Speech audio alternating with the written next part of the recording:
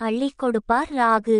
மாற்றங்களை ஏற்படுத்தும் ராகு திசை காலம் எப்படியிருக்கும்? யாருக்கு யோகம்?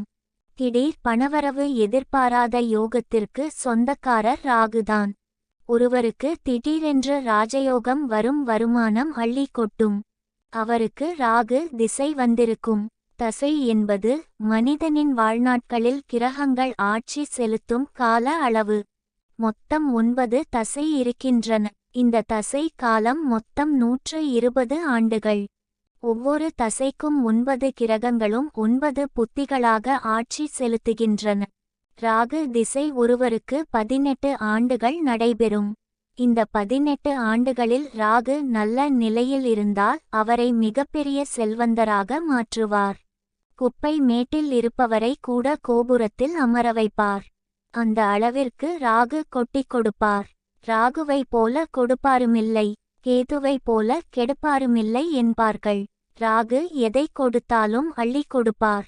அதே நேரத்தில் ராகு பலமிழந்து இருந்தால் எதற்கெடுத்தாலும் தடையை ஏற்படுத்துவார். திருமண தடை, குழந்தை பாக்கியத்தில் தடை, வசதி வாய்ப்பில் தடையை ஏற்படுத்துவார். ராகு நிழல் கிரகம். பிரம்மாண்ட நாயகனான நவகிரகங்களின் தலைவனான சூரியனின் ஒளியை மறைக்கும் சக்தி படைத்தது ராகு கேது. அதேபோல சந்திரனின் ஒளியை மறைக்கும் சக்தி படைத்தது ராகு கேது கிரகங்கள். ராகு கேது. ராகு பிரமிக்க தக்க கிரகம். கொடுப்பவரும் அவரே, தடுப்பவரும் அவரே. அவரை புரிஞ்சுக்கவே முடியாது. அவர் நல்லது செய்ய வேண்டுமெனில் மேஷம், ரிஷபம், கடகம், கன்னி, மகரம், ராகு ஆகிய வீடுகளில் இருக்கும் ராகு நல்லதை செய்வார். தான் இருக்கும் வீட்டின் அதிபதியைப் போல ராகு செயல்படுவார். திருமணம், குழந்தை பாக்கியம் தடை ஏற்பட காரணம் ராகு கேது கிரகங்கள்தான். சர்ப்பதோஷம் இருந்தால் திருமண தடை, குழந்தை பாக்கிய தடை ஏற்படும். ராகு ஒருவரின் ஜாதகத்தில் சுப கிரகங்களுடன் இருந்தால் சுப பலன்களை தருவார். அதே நேரத்தில் செவ்வாய், சனி தொடர்பு ஏற்படும் போது சாதகமற்ற பலனை தருவார். நல்லதே செய்வார் ராகு. ராகு திசை ராஜயோகங்களில் முதன்மையானது ராகு. சுபத்துவமான ராகு ஒருவருக்கு ராஜயோகத்தை அள்ளித்தருபவர். ஒருவருக்கு ராகு பலன் தர வேண்டும் என்றால் இயற்கை சுபரின் வீட்டில் இருக்க வேண்டும். திடீர் பிரபலம் ராகுவினால் நடக்கும். சினிமா, அரசியல் என பிரபலம் அடைய ராகுதான் காரணம்.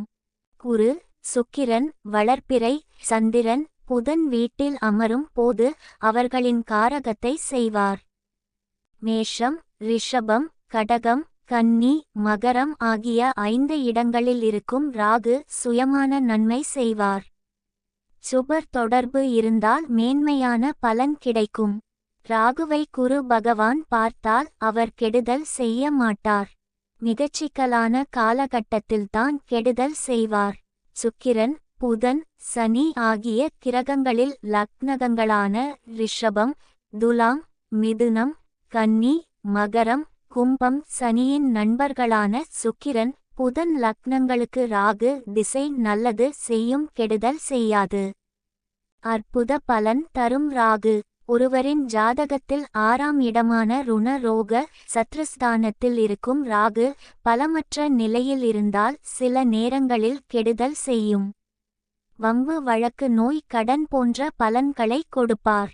ராகுவிற்கு இடம் கொடுத்தவர் வலிமை பெற்றால், ஆட்சி உச்சமாக இருந்தால் அளப்பரிய நன்மைகளை செய்வார் ராகு.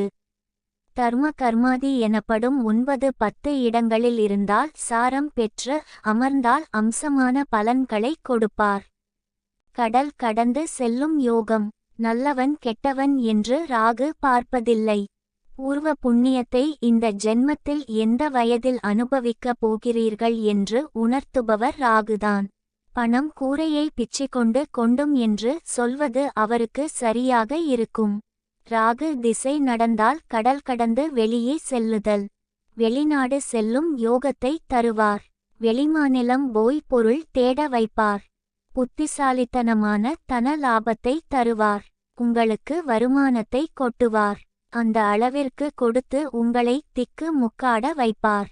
ராகு பலமான இடத்தில் அமர்ந்து சுபர் சேர்க்கை, சுபர் பார்வை பெற்றிருந்தால் குழந்தை பருவத்தில் ராகு திசை நடந்தால் உற்சாகமாக இருப்பார்கள். படிப்பில் கெட்டிக்காரர்களாகவும் அறிவாளிகளாகவும் இருப்பார்கள். உயர்கல்வி யோகம் அமையும்.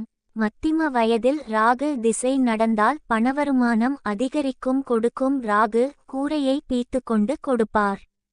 தொழில் முன்னேற்றம் ஏற்படும். பஞ்சனையில் படுக்கும் வாய்ப்பை ராகு தருவார். புகழ் வெளிச்சம் பரவும்.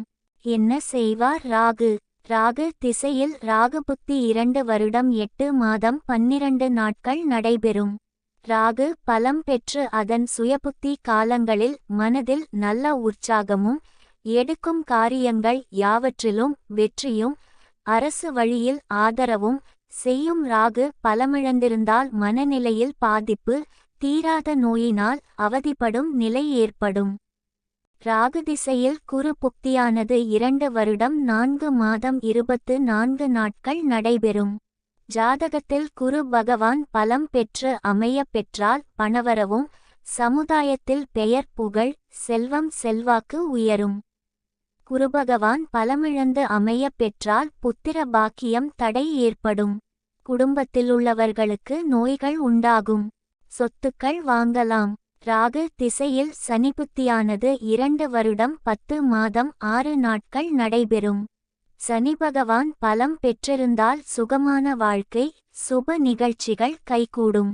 அசையா சொத்துக்கள் வாங்கலாம். சனி பகவான் பலமிழந்து புக்தி நடைபெற்றால் எடுக்கும் காரியங்களில் தடை ஏற்படும். ராகு திசையில் புதன் புக்தியானது 2 வருடம் 6 மாதம் 18 நாட்கள் நடைபெறும்.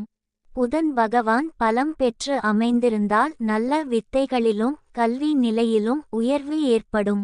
புதன் பலமிழந்திருந்தால் பகைவர்களால் தொல்லை ஏற்படும். ஆடை ஆபரண சேர்க்கை. ராகு திசையில் கேது புத்தியானது 1 வருடம் 18 நாள் நடைபெறும். கேது பலம் பெற்று நின்ற வீட்டதிபதியும் நல்ல நிலையில் அமையப் பெற்றால் வண்டி வாகனம் ஆடை ஆபரண சேரும்.